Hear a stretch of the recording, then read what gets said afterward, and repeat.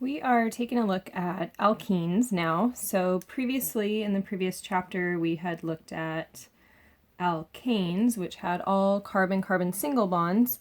But in this chapter, we're going to look at primarily alkenes and lots of other what we call unsaturated hydrocarbons. So first of all, to start off with those terms, a saturated hydrocarbon means it's saturated with hydrogens. Or you might think of something at home like if a sponge is saturated, it's maxed out with the water that you can put into it. So I've maxed out my hydrogens, and this is that formula we've been seeing. So saturated hydrocarbons are all alkanes, all those single bonds. And we could see that drawn as a condensed structure or as a skeletal structure. So skeletal structure for butane would be 4 carbons, all single bonds, right? And if I wrote that as a condensed structure, CH3, CH2, CH2, CH3. So that should feel familiar and fairly easy to you now. Here's those structures that we saw for like a butane with all these single bonds. Now, in this chapter, we're going to add on to that some new functional groups. So one of those is going to be this here, and it's just a skeleton that I've built, but this would be 1-butene. So you can see that it still has 4 carbons. But now it has this double bond here, and I had to use springs to build that. So 1-butene would look like this, 1, 2, 3, 4, but at that first carbon, I have an ene, so I would have an alkene here. And it's really important to all of the properties to keep an eye out for these functional groups, so I'm going to highlight that double bond there. So this butene, if I went and drew out the condensed structure for it, would look a little bit different. If I look at this structure and I go to put hydrogens into this first carbon, it actually already has 2 bonds. So when I add hydrogens in, there's only space to add 2 more hydrogens. That's all I can add, and that gives it 1, 2, 3, 4. So when I go to write my condensed structure, I need to put those 2.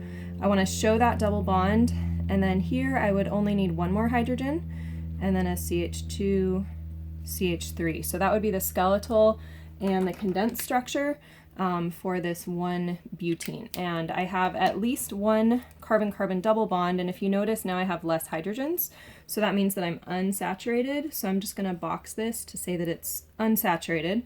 The formula for hydrogens on these will be for our alkenes will be CN H2N. So I lose 2 hydrogens when I put that double bond in.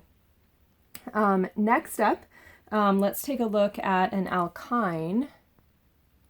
So we have our alkene here with that double bond, and then I'm going to bring in an alkyne, which actually has a triple bond. So you can see the 3 springs over here. And I have butane because it's got 4 carbons in it. So I'm going to draw the skeletal structure, and this one's going to be a bit strange. See how linear it is? If you go back to chapter 3 shapes, you would see that this carbon has 2 groups around it, and that means it has to be a linear shape.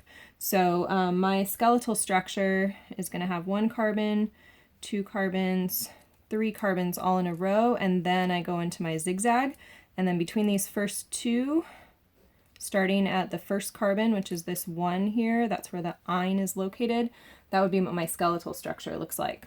If I keep going with that, then I want to do the condensed structure. There's only space to add 1 hydrogen here, so this would be CH, and then a triple bond. Here we don't need any more bonds, so no H's at all, and then I'm at a CH2 and a CH3. So that would be my condensed structure for this 1-butene. So one more thing to think about when we're talking about properties in a few minutes here is that wherever I see these bonds, those are all electrons, right? We would draw those with dots if it was a Lewis dot diagram. So I have a really high concentration of electrons right here and a super high concentration of electrons here. Electrons tend to feed chemical reactions or be reactive locations. So we're going to see that these do burn just like our alkanes did, but we also have some new types of reactions where these points of unsaturation or double and triple bonds are very reactive. So that'll be at the end of chapter 11 that we see that, but we want to keep in mind that these are very reactive locations. So far we've seen 2 types of unsaturated hydrocarbons, alkenes and alkynes. And we've noticed in orange here, these double and triple bonds are very reactive at that double bond. We'll see a lot of these out in nature. We won't see so many alkynes, so after this page I won't talk about them again, but these would also be reactive at that triple bond. Very reactive because there's extra electrons there. Now we have one more type of unsaturated hydrocarbon to look at, and that is aromatic compounds over here. So I'm going to box them because they are unsaturated, like these other ones that we've seen. And these contain a ring in which every other atom is connected with a double bond. So I've built one of those here to show you, and you can see springs, single, springs, single, springs, single. So that's double, single, and it's in a ring. This is benzene, very common aromatic compound. And if I were to draw the skeletal structure of this, it would look like this. So you can see it's in a hexagon kind of shape. And I've got a double, single, double, single, double. So that would be the skeletal structure for it. If I look at each of these, there's only space for one more bond on each of them. So this would be CH, doubled to a CH, single CH, double CH, double CH, single. So that would be the condensed structure. And this is benzene, and it's in all kinds of different compounds, especially a lot of carcinogens. Now, I just got done telling you that these are areas of a lot of electrons, right? And on these compounds, that meant that we were very reactive. Our hydrocarbons are a little bit different. So here, this is like your family on the best day of coronavirus quarantine. There are 6 of you. You are so tightly bonded together. You don't want anyone to come in the house. You don't want anyone to leave the house. And so these are extra stable. Again, on your best day of quarantine, your family's awesome. Okay, there's other days, maybe not so great. But here I would say that because these share all these electrons, they share electrons and are very stable. Stable synonym is that it's not reactive. So you're not looking for new friends or new electrons or anything like that. And so these actually tend to be not very reactive in contrast to their friends over here that are very reactive at those double bonds. So this is just a happy, tight little clique of atoms that share electrons and are not reactive. Here's another example of one of these aromatic compounds.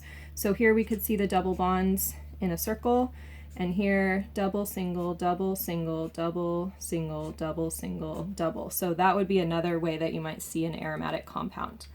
Last thing we want to look at with these alkenes and alkynes and aromatic compounds, so focusing on these 3.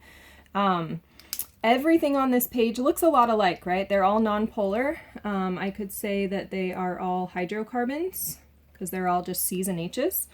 If I think about all the molecules on this page, if I took any 2 molecules, the intermolecular forces between molecules would be just dispersion forces. Relative to something like water, these are all going to have low melting points because they're held together so weakly by those weak dispersion forces. Do you think any of these would be soluble in water? If they're nonpolar, I'm thinking no, because water's polar. So not soluble in water at all. And then we mentioned the reactions. All of them are flammable, but the alkenes and the alkynes are more reactive than the alkanes because they have that double or triple bond, that electron dense area. So that's our introduction to these different types of functional groups. These are things you want to be able to see and draw, but identify them if you have a molecule. All right, so next up we will work on a little bit of naming them.